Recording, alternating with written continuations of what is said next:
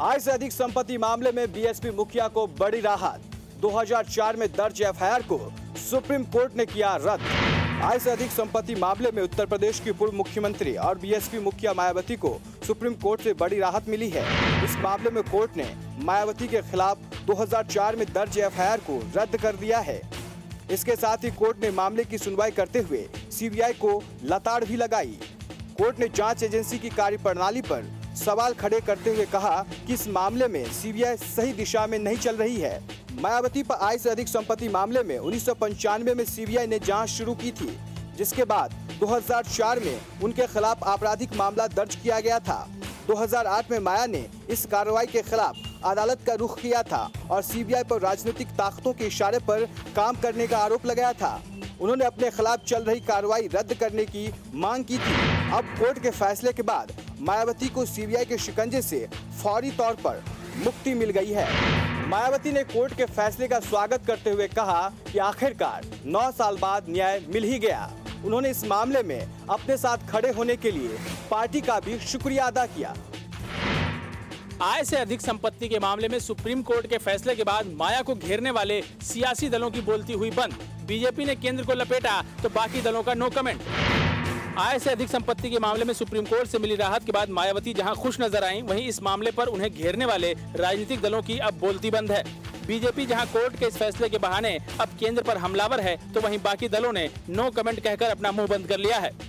आज माननीय supreme court ने जो फैसला दिया है, अर्थात मुझे जो राहत दी है, उसका मैं और मेरी पार्टी दिल से स्वागत करती है। सुप्रीम कोर्ट के निर्णय पर कुछ कहूँ उचित नहीं होगा। आप मुझे बता रहे हैं कि एक निर्णय आया है, वो निर्णय हमको स्वीकार करना ही होता है। सुप्रीम कोर्ट के निर्णय से ऊपर बढ़कर तो कोई निर्णय हो नहीं सकता।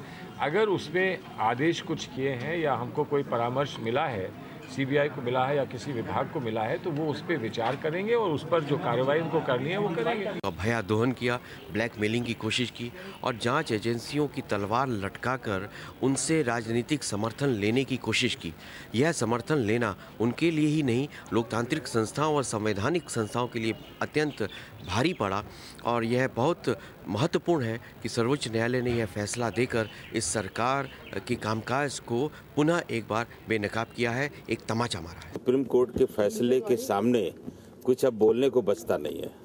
उसको किसी तरह क्रिटिसाइज करना उचित नहीं होगा। बाकी हिंदुस्तान की जनता, उत्तर प्रदेश की जनता सब जानती है कि क्या हो रहा है, सभी लोग जानते हैं।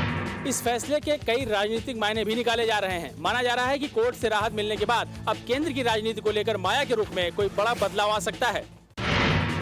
पीएम की दावेदारी पर एक सर्वे रिपोर्ट से एनडीए में घमासान। नरेंद्र मोदी को नीतीश कुमार से मिले तिगने वोट। हाल ही में सेकुलर पीएम की वकालत कर नीतीश ने मोदी पर इशारों में निशाना साधा था। नीतीश के बयान से एनडीए में बवाल मच गया था।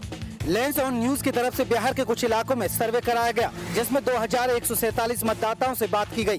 सर्वे से पता चला है कि 36% लोग पीएम के तौर पर गुजरात के सीएम नरेंद्र मोदी को पसंद करते हैं। वहीं 12% ने बिहार के सीएम नीतीश कुमार के लिए हामी भरी है।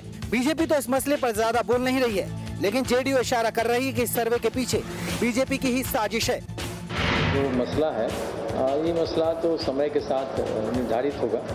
उस समय में समय आएगा, तो अभी वो समय अर्ली है। ये मुख्यमंत्री नीतीश कुमार जी प्रधानमंत्री पद के दौड़ में नहीं है, लेकिन जिसके द्वारा सर्वे करवाया गया, ये नियत का सवाल उठता है। ये अद्भुत है कि मुद्दे या मुद्दाले दोनों अपने हैं। ये अद्भुत स्थिति इस सर्वे से नतीजे निकल कर। करीब 2000 लोगों पर कराया गया सर्वे अब सियासत की वजह बन गया है। एनडीए में घमासान है तो विपक्ष मजे ले रहा है। आरजेडी को लगा 16वां साल तो एनडीए को लग गया कांटा। लालू को कसे गए फिक्रे तो आरजेडी ने किया पलटवार। गुरुवार को पटना में आरजेडी के 16वें स्थापना दिवस पर पार्टी सुप्रीमो लालू प्रसाद ने नीतीश सरकार को खूब ललकारा। पार्टी नेताओं ने जोशो खरोश के साथ कहा, सरकार को पटखनी देंगे क्योंकि अभी तो हम जवान हैं।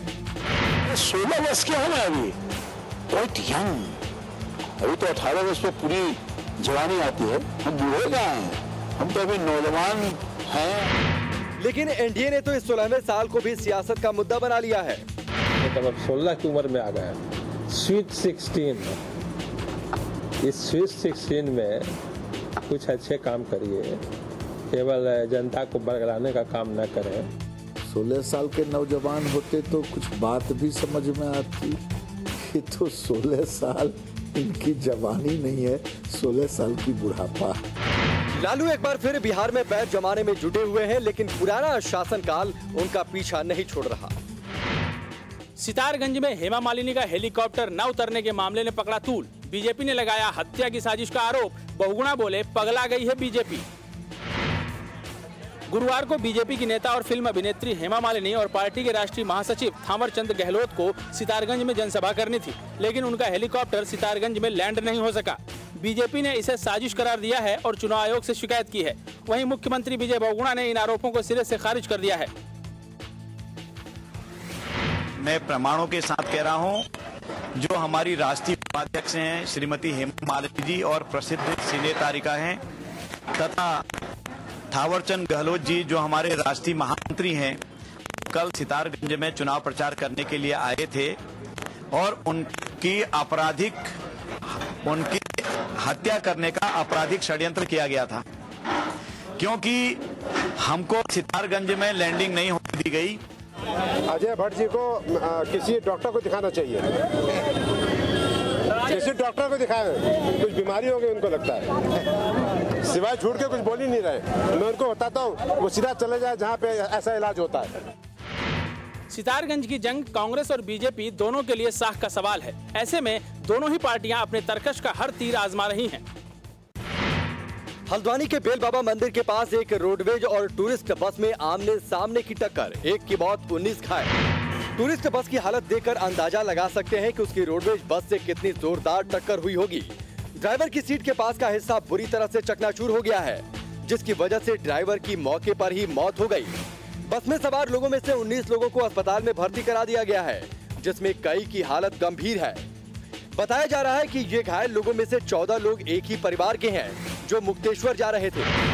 रोडवेज बस की स्पीड काफी तेज थी, जिसके चलते ये हादसा हुआ है और एक शख्स को जान से हाथ धोना पड़ा है। मेरठ में कावड़ियों से भरी बस ट्रक से टकराई, 3 की मौत, 8 जख्मी, अस्पताल में भर्ती। खून से लथपथ एक कर 11 कावड़िए जब मेरठ के मेडिकल कॉलेज अस्पताल पहुंचे तो डॉक्टरों के भी होश उड़ गए। अस्पताल पहुंचने से पहले 3 की मौत हो चुकी थी। जो 8 लोग जिंदा थे, उसमें कई की हालत गंभीर थी।